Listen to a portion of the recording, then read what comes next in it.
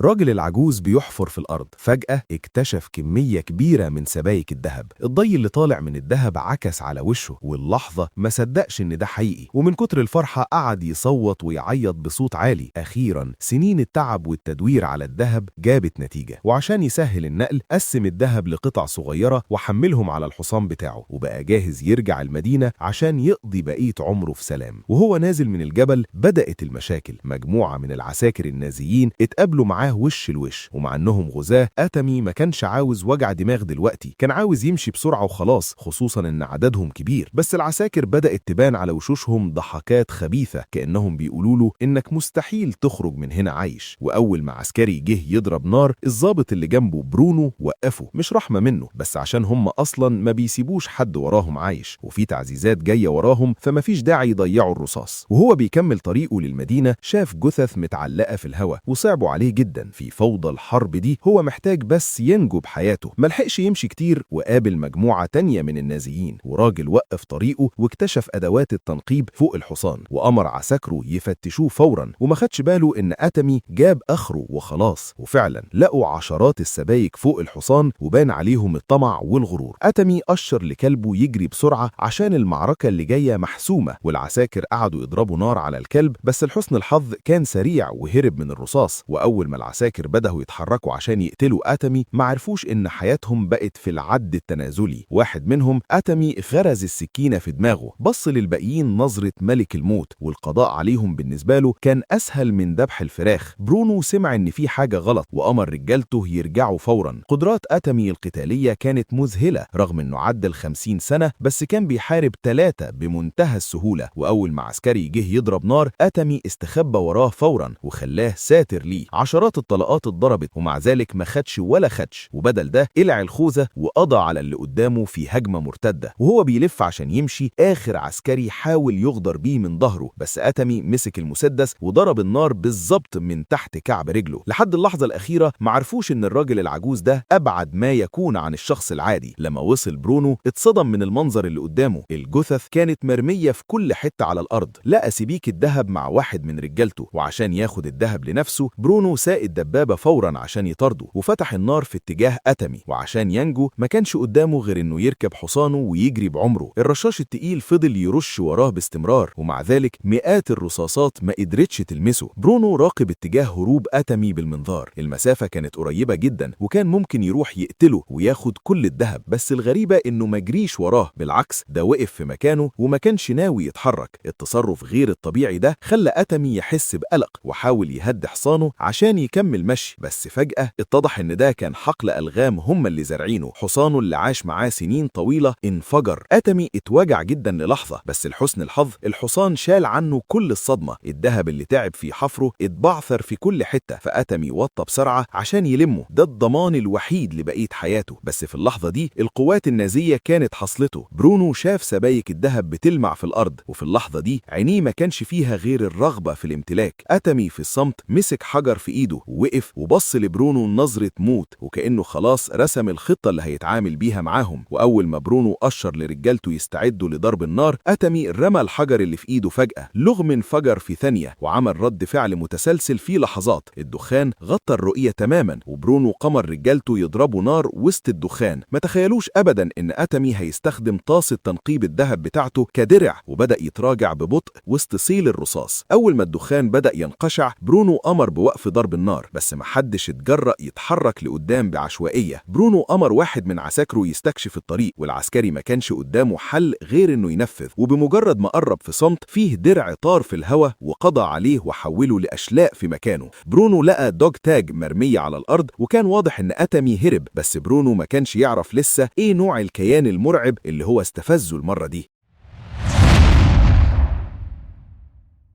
وعشان يخرج من حقل الألغام ده، برونو المجنون أجبر 60 من الأسيرات إنهم يمشوا قدام ويستخدمهم ككاسحات ألغام بشرية عشان يأمنوهم الطريق. وفي السكة وولف جات له رسالة من القيادة بتأمرهم يرجعوا فورا، وإلا هيدفنوا مكانهم، لأن الراجل العجوز اللي بيطردوه ده كان زمان واحد من أقوى جنود القوات الخاصة، وفي فترة خدمته قضى على 300 شخص لوحده. بعدها حد سماه الخالد أو The Immortal، ومن وقتها واسمه بيرن وبيخلي الأعداء الأعداء يترعشوا من الخوف. الحقيقة إنهم لسه عايشين ده يرجع بس لحظهم الكويس، بس برونو ما كانش عاوز بس حياة أتامي، ده كان عينه على شنطتين الذهب اللي معاه، لأن في الآخر سواء كسبت الحرب أو خسرتها محتاج فلوس عشان تعيش، ولما الطمع بيغلب العقل الدمار بيقرب أكتر. في المعركة اللي فاتت دراع ورجل أتامي الاتنين اتصابوا بالرصاص، ولو ما تعالجوش في الوقت المناسب هيبقى صعب يكمل، وعشان يوقف النزيف حط رماد فحم على الجرح وربط حزامه بقوة حوالين رجله وغرز نصل السكينة في لحمه وطلع الرصاصة بالعافية. وبمجرد ما خلص كل ده أتامي كان جاب آخره، الوجع الرهيب مع التعب خلاه يدخل في غيبوبة. وما عداش وقت طويل لحد ما برونو ورجالته لحقوه، كانوا جايبين معاهم كلبين صيد، ولحسن الحظ نباح الكلاب صح أتامي، ولما شاف الأعداء بيقربوا عرف إن الوقت فات عشان يهرب جري، ولو فضل مكانه الكلاب هتكشفه، وعشان ينجو خد قرار جريء. أول ما عربية النقل قربت أتامي اتسحب بسرعة واستخبى تحت شاسيه العربية، بس الكلاب حست الشم قوية فاستخدم سكينة صغيرة وخرم خزان البنزين، والبنزين غطى على أي ريحة والكلاب تاهت. ولسوء الحظ العساكر لاحظوا تسريب البنزين ووقفوا العربية عشان يشوفوا فيه إيه. أتامي استخدم جسمه عشان يداري التسريب وفضل مرمي على الأرض ما بيطلعش نفس لحد ما الرجلين بعدوا عنه. أتامي خرج بسرعة من تحت العربية بس كلاب الصيد كشفته. وولف رفع سلاحه وضرب نار وأتامي اتصاب في سمانة رجله، وعشان يخلي موته أصعب برونو سيب عليه الكلاب البوليسية فورا، بس أتامي ما كانش خايف، بالعكس كان متحمس. قعدوا يرشوا عليه نار بالرشاشات وما كانش قدامه طريق غير انه ينط في البحيرة، وبما ان تقل الذهب كان كفاية انه يغطسوا تحت المية والبشر محتاجين يتنفسوا، النازيين قعدوا مستنيين على الشط. بعد شوية أتامي طلع راسه عشان ياخد نفس، وولف ضرب طلقة والمية بقت كلها دم أحمر. افتكروا ان أتامي خلاص مات، فبرونو أمر عسكري ينط في المية يجيب الذهب، وهو العسكري بيدور يمين وشمال تحت المية أتامي ظهر له من وراه فجأة وقطع رقبته بالسكينة لحد ما قضى عليه، ولا كأنه بيسحب الأكسجين كله من جسمه، والمية بقت حمرة تماما. الرجلين اللي في المركب كانوا بيترعشوا من الخوف، وتحت ضغط برونو عسكري تاني نزل وهو مرعوب، وكانت نتيجته زي اللي قبله بالظبط. آخر عسكري كان هيهرب بس برونو أمر رجالته يصفوه، وفجأة لاحظوا إن المركب بدأ يتحرك ببطء لناحية الشط، وعرفوا إن أتامي لسه عايش وما ماتش. وولف لف الرشاش المضاد للطيارات وقعد يضرب في الاتجاه اللي أتامي بيهرب فيه، بس أتامي كان عامل حسابه، وفي ثانية استخدم عسكري كسترة بشرية ليه، وبفضل لياقته البدنية الرهيبة قدر يهرب تاني من حصار المجموعة دي. برونو كان بيتفرج على كل ده وهو مش راضي يستسلم، وأول ما بدأ يفقد الأمل الكلب بتاع أتامي ظهر قدامهم، وده رجع له الأمل فورا. أتامي مر برحلة هروب مريرة لحد ما رجع المدينة أخيرا، بس المنظر اللي شافه خلاه يحس بيأس عميق. المدينة كلها بقت عبارة عن بحر من النار، المدينة اللي كان فيها آلاف الأنوار بقت جحيم حي بسبب الغزاة. أتامي سحل جسمه التعبان ونام وسط الأنقاض والدم نازل من رجله، كان خلاص بيفقد الوعي وهو لسه ماسك شنطة الذهب بقوة، وفي وسط التوهان ده بدأ يتخيل أصوات خيل وعياط أطفال وانفجارات. بس فجأة سمع صوت مألوف جاي من بره، وعشان يتأكد إنه ما سمعش غلط خرج جري من وسط الأنقاض، وفي ثانية الكلب ظهر قدامه بس كان متربط في رقبته قنبلة يدوية والفتيل بتاعها مولع، وعشان ينقذ كلبه شال القنبلة بسرعة ورماها بعيد، بس موجة الانفجار خبطت أتامي وفقد الوعي.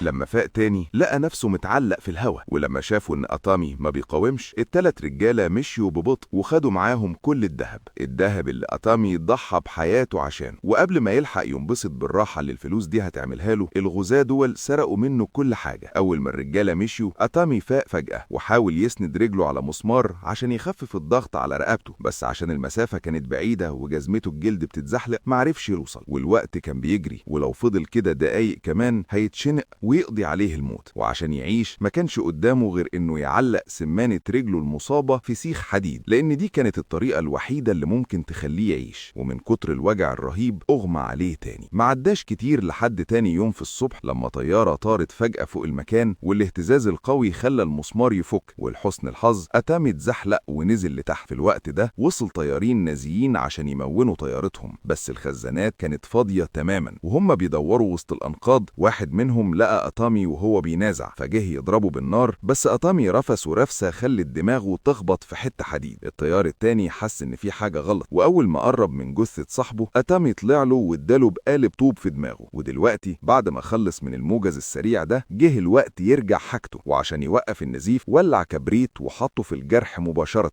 وشال الشظايا من صدره. بس المرعب أكتر كانت شظية كبيرة في وسطه، أتامي شدها بإيده لكده، بعدها قطع سلك حديد لحتت صغيرة وتناها على شكل خطافات، وبالشكل ده خيط لحمه المقطوع بنفسه. كل غرزة كانت عبارة عن وجع ما يتوصفش، والطيار عمره ما شاف منظر زي ده، لحد ما في الآخر أتامي دلق بنزين على جسمه كله عشان يطهر الجروح. بعد ما خلص كل ده بدأ وقت الانتقام. مجموعة العساكر النازيين كانوا بيجهزوا يمشوا، وفجأة خبطوا في حطام طيارة. فتحوا باب الكابينة ولقوا الطيار قاطع النفس، بس اللي خلاهم يترعبوا أكتر إن الحبل اللي ملفوف حوالين رقبة الطيار هو نفس الحبل اللي شنقوا بيه أتامي. برونو لما سمع الخبر ده شعر جلده وقف، وبقى حاسس إنه قعدته ثانية كمان معناها الموت، وقال لرجالته يمشوا حالا. لو ما كانوش سرقوا دهب أتامي كان ممكن يخرجوا من هنا، بس دلوقتي الوقت فات لأن الحساب بدأ. أتامي اتسحب لعربية النقل وإدى السلاح للستات الأسيرات اللي كانوا جوه. السواق ما حسش بالخطر غير والسكينة الحامية بتخترق دماغه من فوق، بس كان الوقت فات خلاص ومحدش قدر يهرب من الحساب. سواق العربية اللي قدام لف راسه وتفاجئ إن اللي سايقة جنبه واحدة من الستات، وقبل ما يلحق يوقف العربية الستات دول خلوه هدف حي ليهم، وقعدوا يضربوا نار باستمرار لأن كل واحدة فيهم شافت الذل والمهانة على إيد العساكر دول. لما واحد من الرجالة بلغ برونو إن خسائرهم بقت تقيلة ومفيش غير عدد قليل لسه عايش، برونو ما فكرش حتى يقف يرد النار، بالعكس ده أمر السواق يزود السرعة عشان يهرب. بس ما كانوش يعرفوا إن ملك الموت فوق دماغهم بالظبط. التلاتة اللي جوه الدبابة سمعوا صوت خبط فوقيهم، وعشان يهزوا البعبع ده السواق ضرب فرامل مفاجأة. أتامي وقع من فوق العربية وولف قعد يرش نار باستمرار على الأرض، بس لحسن الحظ أتامي كان رد فعله سريع وتفادى كل الهجمات بذكاء. ولما الدبابة بدأت تسرع تاني أتامي ظهر من ورا وشد وولف لبره. أتامي هرس دراع وولف ببوكس واحد والاتنين وقعوا من فوق الدبابة.